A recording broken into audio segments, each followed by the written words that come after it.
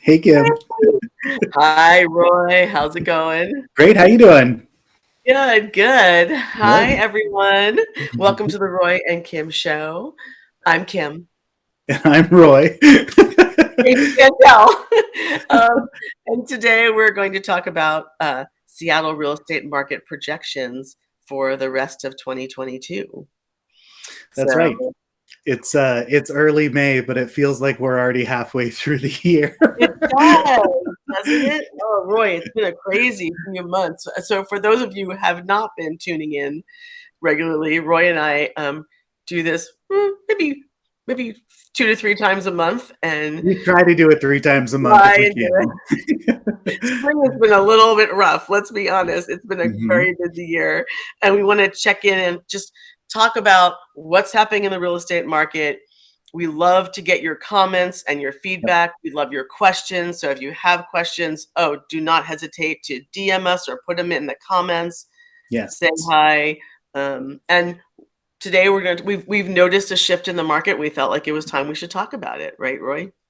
definitely. The conversation is everywhere right It now. is. And what's really interesting is I feel like there's a national conversation of it happening.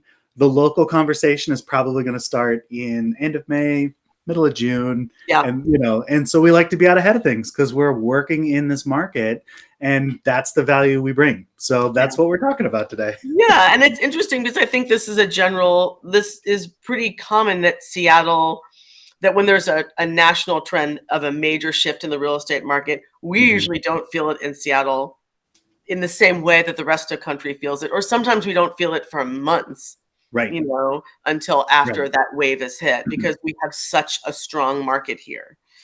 right. So We're not building enough houses. no, we can never build enough houses. I mean, we just don't have that much room, right? Right. And it's interesting because I started noticing that when I look at stats, I've Mhm. stopped just looking at Seattle stats and started throwing the net through all of King County because Right. it's becoming a situation where the market is almost as competitive, if not more competitive, around Seattle as it is in Seattle. Oh, definitely. I mean, and that's been the case. We've been talking about this since January, where Yep. I work a lot in South Seattle and in Renton, Bury, and those areas, and those have been thought of as like the first time home buyer market, where things are a little less expensive, Right. and that's where we've been seeing record amounts of growth Right. in purchase price month after month after month. Yeah, especially Yeah. in the South End and definitely on the East Side. Oh, totally. Those have been Totally. pretty extreme, intense growth for the past few years. Right. I mean, pretty much since 2020. Right, right. Well, yeah. Really, if you want to talk about it, it's every month I've been in real estate. We've talked about it being the hottest month on record, except for Q4 of 2018. I think we saw a little bit of a dip, Oh my but god, right, that was good. And but we there yeah, was a dip in 2019 too, but it was a very, like, subtle dip in 2019. yeah. Oh, hi, Dave. Hey, Dave. Woo! always, Fan always Dave. on. Thank you, Dave. We really appreciate it. I Um, finally got to see Dave in Palm Springs a couple weeks ago. It's very exciting. that's so So awesome. I know, it's been a very, very long time. Um, Right. so So I guess I we didn't you wrote a bunch of notes, thank you. We didn't really talk about a structure for this conversation, but I think, you know, the place I like to start is everyone I'm talking to is asking me about what's happening. Is there going to be a crash? What's going on? My sister, who stayed the night, her and my nephew and niece went to the Paul McCartney concert last night. oh, We right. were we were sitting at my kitchen table eating breakfast this morning, and my sister, who has no interest in moving, is like, I heard there's going to be a crash. Do I need to go buy a house right now Oh my in god. Spokane? And I was like, no. Like, I mean, maybe, but like, there's not going to be a major shift in our local markets, especially in the Seattle area and most of Washington state, because there is so much demand still. Yes. You know, Yeah. are we going to see things slow down? Yeah, probably. But I think what we're probably going to see is more of a plateau of price than we are going to see like a major drop in anything Yeah. anytime And I think the one thing we always have to remind folks is that the market is never static. I mean, Right. people jump in and jump out of the market, once Right. every, what, 3 to 7 years. Right. And some folks are obsessive and they watch the market regularly, but Right. we see these subtle shifts all the time. And Totally. sometimes it's stronger some months, sometimes it's not as strong other months. We see slowdowns in the summer, we see peaks in the fall. Right. Sometimes December is a great market, sometimes it's a crappy market. I mean, so yes, we are going to see market changes. We are going to see even maybe a tiny little bit of depreciation. But like we said earlier, we've seen since January, King County has seen 18% appreciation Right. since January, which means that even Right. if we see a little bit of depreciation, um, that's temporary, right? Yeah, It's you were not saying permanent. when we did our pre-call, because Kim and I love to chat. You were saying that that I guess Zillow just put out a study Oh, that they're. no, that was 2020. Oh, okay. In Oh, interesting. 2020, there was this. I think every year there's a bunch of real estate, moguls or business folks who get together and predict what the market's going to do. And in 2020, if I'm not mistaken, I remember reading an article that said Zillow predicted a 10% appreciation in Yeah. prices in Seattle, which never happened. Right. Right. Um, Right. now there are more people. I just read another article where I think Core Logic was one of them, and I can't remember the other um, group that predicted that there's going to be a 10% depreciation in prices in Seattle again this year. Now, I don't really believe that we're going to see a 10% depreciation. I think you might see pockets where the market stays stronger, pockets where the market becomes weaker, and pockets where the market maybe just like you said plateaus and Right. stabilizes. Well, and I guess to back up 1 second, what you were saying about watching the market, and some people watch it all the time. I'm guilty of that. There are 2 local real estate companies and 3 lenders that all send me a notification every month as to where my home value is, how Right, much equity right, I have in it. right. I can set that tool up for you too if you want. It's called HomeBot, and it's stupid, but the problem with the reason that we don't watch that on a day-to-day basis is because that number is going up and down All the or time. going all over the place all the time. So we pick every month, we look at the price. Every month we look at what's going on. When I do the Coffee with Roy videos, we've decided to focus on the demand rate. Right. As a monthly indicator, watching that at one point every month so that we can track it on a graph. And so, we're here today talking to you about this because of what we're seeing in the market as we're out writing offers. That information isn't going to get recorded until early June, Right. for the month of Earliest. May. Yeah, I mean, Right. right. I mean, we're not going to see. I mean, we're able to look back and see where the market has gone. We're in Right. April. Actually, we're in May. Sorry, I forgot what month it is. Just barely, though. Just barely in May. Barely. So we're now in the beginning of May, and we're able to look back in January and see, oh wow, in all of King County, this is the average increase in price. Right. If there's any shift in that market in a different direction, whether it's up or if it keeps going up, or if it plateaus or it's going down, we're going to need 3 months, right, to see Right. it. So it might not be until July before we notice if there's been any shift or what that shift is. Yeah. Which is why I say, you're not going to read about it until in the Seattle Times, and on local blogs until we're already well into the shift. Yeah. The other thing that I think is really interesting is it's very easy to pull a prediction from one side or the other. One of us can say the market's going to go up, and one of us can say the market's going to go down, and one of us is always going to be right. Right. But the thing that's really interesting about that is when you put a number on it, like 10%. Where are you putting that number? Are you putting that number on list prices or on sale prices?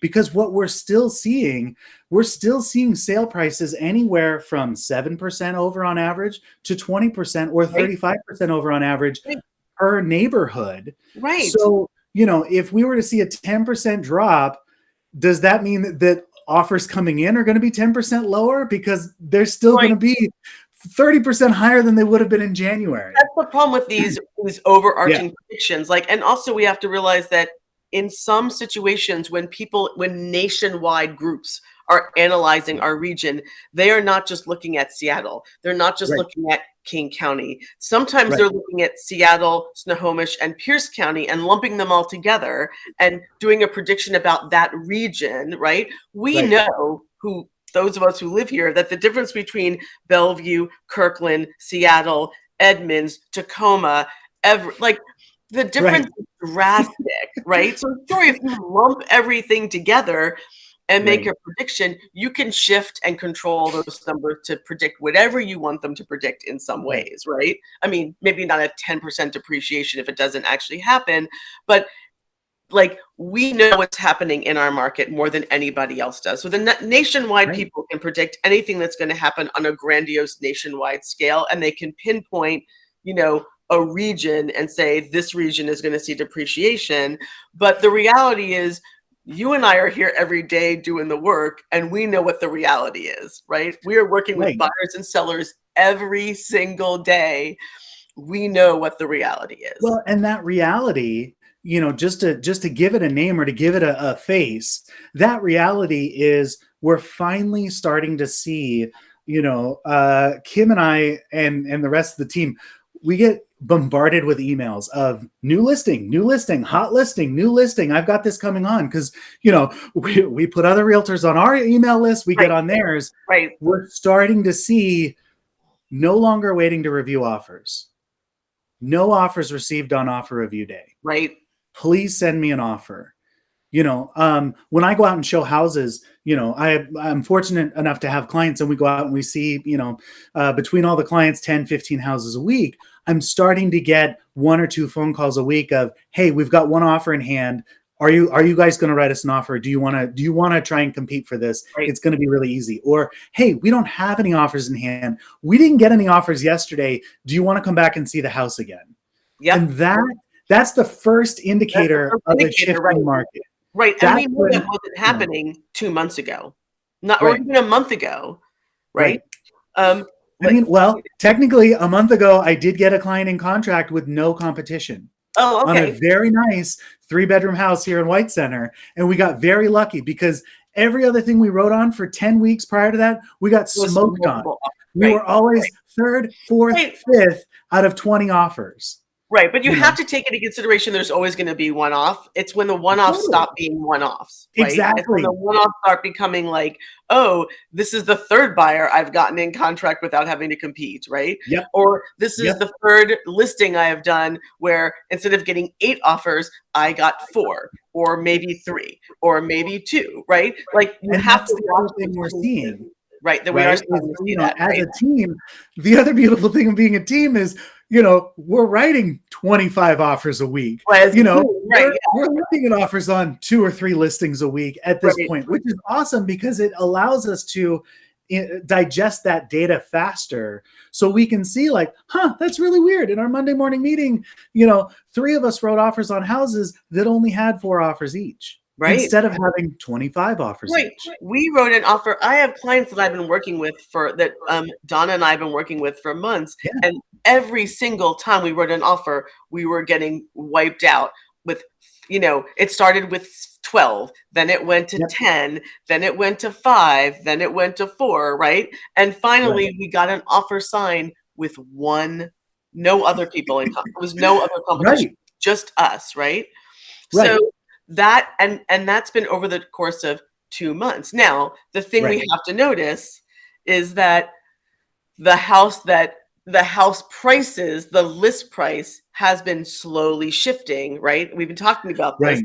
The list prices have been slowly shifting because when the first house sells in multiple offer at 1.5, then the second house gets listed and that might have been listed at 1.2. The second house like that in that neighborhood gets listed at 1.3, and then the 4th house that gets listed at maybe 1.35, and then 1.4, and then finally you're at 1.5, right? But Right. we've already hit the top of the price point in some of these neighborhoods, and that's where the prices are being listed. And buyers at some point are like, okay, since I started looking, the interest rates have gone up 1.5 to 2%. Right. The prices have gone up 300 to 400,000. Right. Peace out. If I'm not the only person renting on this house, I can no longer compete Right. I mean, for and, this and house. you had an experience with a buyer, and I had an experience, or we both had an experience with a seller in Ballard recently, where like I remember last year I had clients in Ballard, and everything was listed at 950, and it sold for 1.2. And Right. whatever you went to see, as long as it had at least 3 bedrooms, it was 1.2 Yep. across the board. Yep. And That's starting true. this year, things were listed at 900 and going to 1.2, and then it just started going up to, listed at 1 million and go for 1.3. And now we're seeing things, listing at 1.2, selling at 1.4, and it's only a matter of time before we start seeing things listed at 1.3 and then missing their offer review date. Right. And buyers may be willing to spend 1.5, but like you just said, interest rates are up. That money is costing them $100,000 more than it would have, Right. a month ago. Right. And so they're putting the brakes on, Right. and I guess my advice for buyers right now would be, yes, put the brakes on. Sure. Like, let's Don't take our give up. time. Let's think about what we're doing, but let's not exit the Yeah. market. Don't give up on the market, because the market Right. will start to stabilize. Right. And summer will come. And this is traditionally what happens. We have a huge increase in buyers in the beginning of the year and a trickle of inventory. And then at some point, we have a slowdown of buyers entering a market and a boost in inventory. Not a huge boost, because we're never going to have a huge boost, but an uptick to the point Right. where that number almost kind of crosses, right? Where we see Totally. buyers and inventory almost being the same. Maybe Right. not completely. Maybe it's a little bit to one skew to one side or the other. I think this year we're probably going to see sometime over the summer, if not Yeah. sooner, a peak in, like, we're going to hit that buyer peak where we're going to start seeing a decrease in new buyers entering the market, and Right. a slight increase in listings coming on the market. We've already experienced it. Right. In the beginning of the year, Right. we had buyer, buyer, buyer. I mean, we have so many buyers entering the market. We were like, oh my God, how do we keep track of them? And we were pulling teeth to Yeah. get our people to list their houses. Now we've got It's listings kind of flipped. piling up. Yeah. Right? We've got more and more people calling us who want to sell, Right. and fewer people calling us who want to buy. So, So, that's an yeah. indication that we're starting to see a little bit of that shift happening. So to plug in some advice for sellers at this point, you've been watching all of your neighbors sell very easily. Oh my goodness, they just put a sign out in the yard, and Like they that. put a key box on, and they were sold in Right. 24 hours. That's not going to continue to be the case. We are going to have to try harder to Yeah. make your house look better, to entice people to write offers. Yeah. Because as buyers are putting on the brakes, they're now going to start looking at houses and going, do I really want this one? Is this really what I want? All of my money is now more expensive to borrow. Am I sure I want this? So we have to, by making your house look as pretty as possible, by the Diva Doing all difference, the work.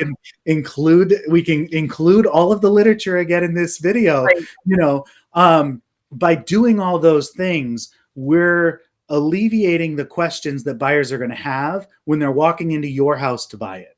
Yep. We still want to entice them to buy it. Yes. But I also want sellers to remember that even if your house does not sell in multiple offer, even if you don't get, sure, my neighbor listed in February and got 15 offers and sold it for 30% over. Great. Your neighbor's house was probably listed at $150,000 to $200,000 less than we're going to be listing your house at today.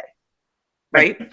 So you're already getting the advantage of that appreciation.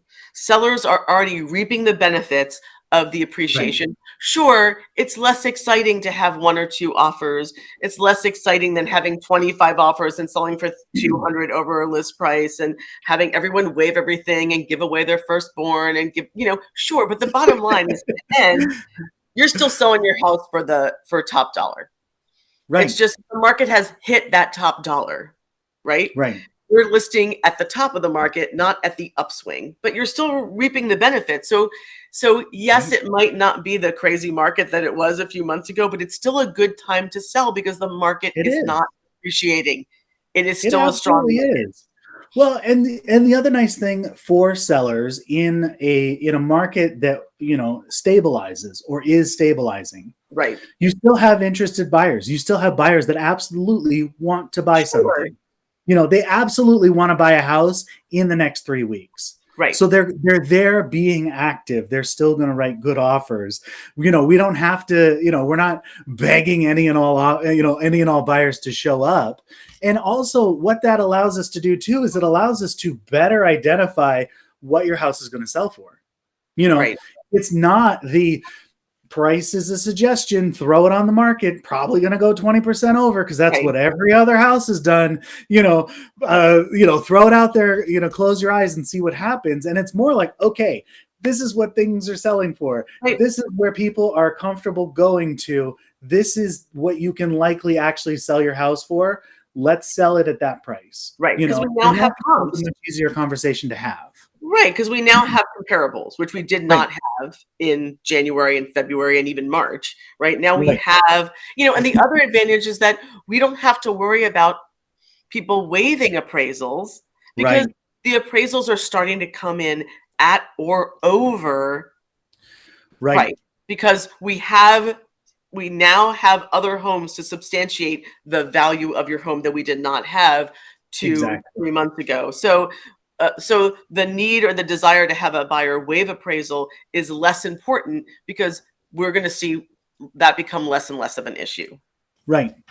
And I thought of something else from the top of the top of what we were talking about when we're talking about watching all of these numbers coming in on your house and, oh, your house is worth this, and look, your neighbor sold for this, and all that stuff. Right.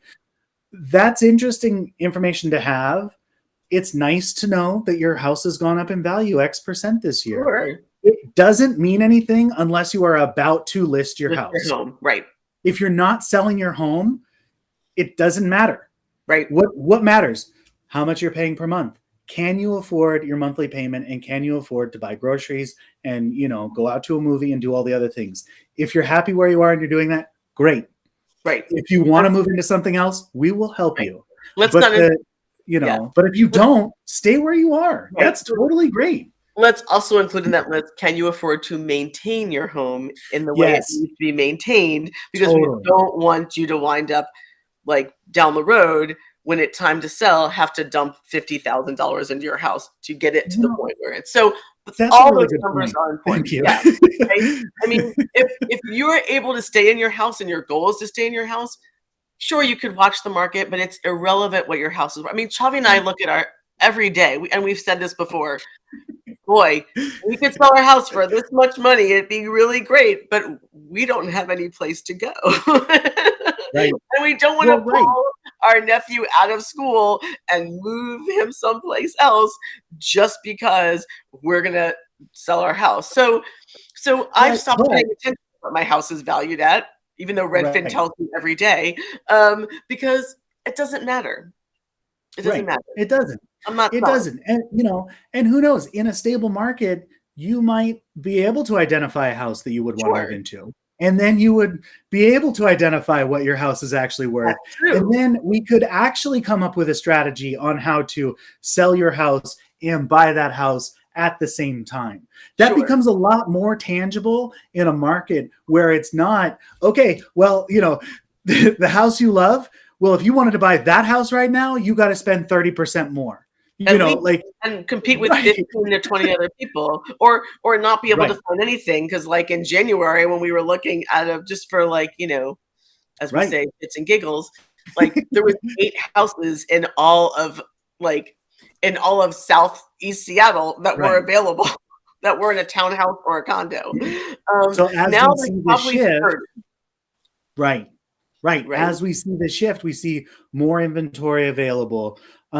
Still a lot of buyers in the market, but buyers that are a little bit more conservative than where they were. But that could actually be good for every segment of the market. Sure, it could be. Yeah. It And can be, and it makes it easier to strategize. yeah, and let's be realistic about the fact when we are talking about a shift in the market, the shift is super subtle. I've still done 3 market Yes. analysis for sellers in the past week where the demand rate was coming in at 0.25, Yeah. 0.36, Right. 0.18. I mean, so we're still talking about Yeah. okay, 2 months ago there were 0 houses on the market for that were active, and now there's 1. Well, if So for the sake of getting kicked off of Be Live, I shouldn't do this. Let me do this in a different window. I just ran demand rates yesterday for Coffee with Roy, and what I was seeing, I'll do it from memory.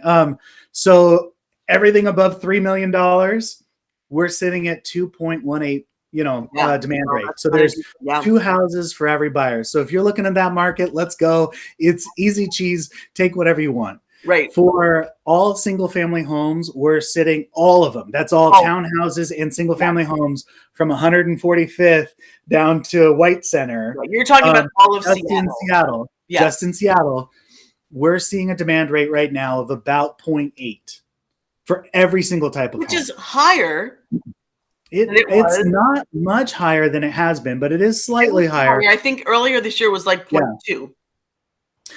So it's there's one more We've house. got a record of them right here on YouTube. Coffee with Roy, episode 1, 2, and 3. Right, Like you can go back and see the numbers that we right. I mean, pulled. so you're right. It's not Yeah, much higher, but it's a shift. But it the shift is. is this tiny, right? Because It it's so is. early. But that's the only tiny shift you need if you're always coming in second place. If you're Right, doing everything you can to win a house and you're always coming in second place, your time is here. right. You're going to be first place. Right. You just have It's to going watch to the happen. market. Right. Because you'll Right. see, we'll tell you if you're working with us, we will be with you on this journey, explaining to you what or educating you or helping you to get all this information to understand, hey, the market might have been here 2 months ago, but Right. hey, we've seen this subtle shift and this shift might keep going. So by July, we might be at 1 demand rate or Right. 1.2 demand rate, right? Which does mean there are more houses not selling. And that doesn't mean it's not a multiple offer market. It means there are probably more houses not selling in multiple offer than Right. there were 3 months ago. For the sake of posterity, Chavi just messaged me.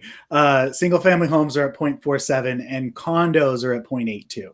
So the condo market is So the condo getting market is closer to 0.8. stabilization, which is interesting because it was it was very much a buyer's market last year and the year Last year before. was I think last year I did a market analysis for a condo, even in Capitol Hill, and it was like 1.6 or something Right. demand rate, Right. right? So we've seen the fact that the condo market demand rate is below 1 is pretty impressive. And even at Right. 1, which is an even one house for one buyer, that's even still not necessarily a stable market because you have to take into consideration there's always going to be, houses out there that are listed that are not as desirable as other houses. So if you just Right. have one house and one buyer, you're still looking at the possibility of, a Right. multiple And offer if you're market. working with Team Diva, we're trying to help you do all of the things in that one-to-one market to Right. get 2 or 3 of those offers. Yes. To Right. get 2 or 3 of those buyers if we can, Right. as opposed to just throw the key box on and, Right. let Jesus take the wheel or whatever. I What don't someone called me to do the other day, and I was like, "I'm sorry, I don't list homes in 1 day notice. If my Right. personal photographer and if I can't videotape it, do a video of the house, if I can't get my photographer out there, if I can't do a walkthrough and make sure it looks good, I don't list it. That's not my Kim showing up with her VHS camcorder to if I thing. can't get my reel to reel I there. go down and take some photos of your home. No, thank you. But No, that's, thank you. and is there a segment of that market? Yes. Sure. And can we go out and win those houses for you? Yeah. If you're attracted to We that, can of win those course. houses for you. That's the thing. On I the love buy it when side, people of list course. houses like that because that means I love walking into a house that has like crappy marketing or isn't well staged or Right. where they decided not to do a pre-inspection, not to give you time to do not to provide an inspection, give you time to do a pre-inspection, or give you the opportunity to do one after you bought the house. Because guess what? Right. There's going to be a lot of buyers who are like, no, thank you. Right. I'm not going to pay this much money for this house and give away my earnest money and waive my financing and not be able to even do an inspection on the home. Right. Right? I mean, people are starting to say no because they know they can. Right. Or because they've just hit a wall where they're like, nope, you've asked so much of me and I can't, and the rates are not at a place anymore where it's to advantage to a buyer to jump through a dozen hoops. Now that the rates are at 5+, what is my rush as a buyer to jump on this house? None. Right? No rush anymore.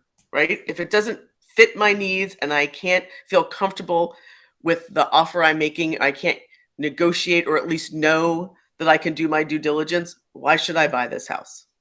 Right. So yeah, and that's what we're trying to avoid. But anyway, I mean, I guess like to what do we, I guess we're at 1:30. I haven't seen any comments come through from anybody, but if you're here and you have a question, say hi. It's tough because sometimes you and I get on a talk track and it's just like, whoa, what are they saying? What's going on? I can't digest them. I know we do. We tend to talk super quickly.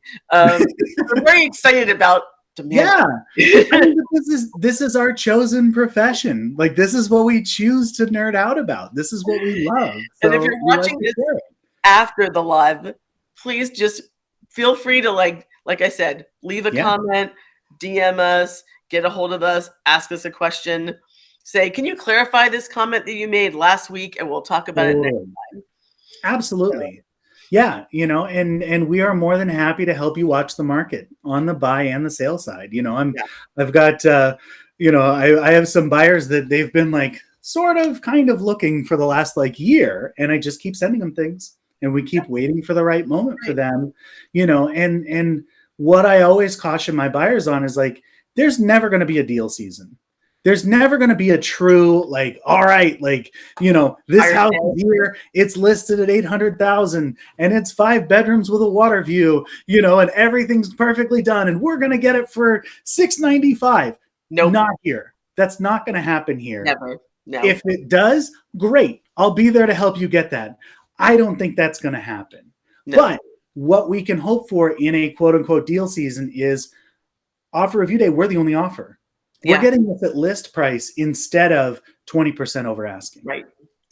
We're getting this $10,000 over asking instead of $300,000 over asking. Or even if you're getting it at full price and you get to negotiate on something to be fixed. Right. That's a gift right now for a buyer, right? That is deal season. Right. So, I mean, just because we're getting on time to wrap up, I think the number one thing we want people to know is we're not making any exact predictions about depreciation or in appreciation, but know that we're going to see a shift in the market. We're at a 40-year high in inflation. The Feds are going to probably raise rates again. We're going to see the rates probably go up a little bit higher before they come back down again, but they will come back down. And in this time frame, as we see this shift, if you're trying to buy, don't get discouraged because you will be able to buy between now and the end of the year. And even if you have to pay, you have a 5.5% interest rate, know that you'll be able to refi at some point in the next few years, or talk to your lender about possibly getting an ARM, a 7-year ARM, because I had some clients who just did that. And it was, we know the rates are going to change between now and 7 years. We just know, right? It's not likely that they're going to go up higher and not come back down again in 7 years. And even if they don't, you're likely going to sell in that time, or you're going to refinance because your equity is going to be different. Sure. So, that's a great option for a buyer. And if you're a seller and you feel discouraged that you might not get 15 offers, don't be, because you are already reaping the benefits of a 18% market increase that happened already this year. And we may have not hit the top of that increase yet. We don't know where we are. So it's still a great time to sell and a great time. And it will be, it's still a great time to buy. but it I will be mean, even a better time to buy in the next few months. That's for sure. nobody ever asked this of me, but I am happy to go and look at the numbers and see what your house would have sold for last September. Like, I'm happy to do that. You know, never chase the market in any direction, up or down. Right. Like, trust that whatever state you're at now, it's the right time for you. We'll help you make it work. And there will be a change. There's always a change. Kim's right, you guys. You should listen to her. 22 effing years. Trust me. I know. 24. Oh my God, Chavi, 24. Yeah. Dinosaur here. Oh, look, and I'm wearing my dinosaur. I love it. I love it. That's so good. All right, y'all. Well, it's been great chatting with you, Roy. Yeah, it's been great chatting with you too. I think we're going to do a Roy and Kim show next week. Sounds like it. I don't see why we wouldn't. Yeah, we'll pick a topic, but if you guys have questions, send them to us. We're happy to make a topic off of what you guys send us. Yep. Yeah, and that is our Seattle real estate market predictions for the second half of 2020. Yeah. All right, y'all. Thanks for tuning in, and we'll see you next week. Ciao. Thanks, for now. Everyone. Bye.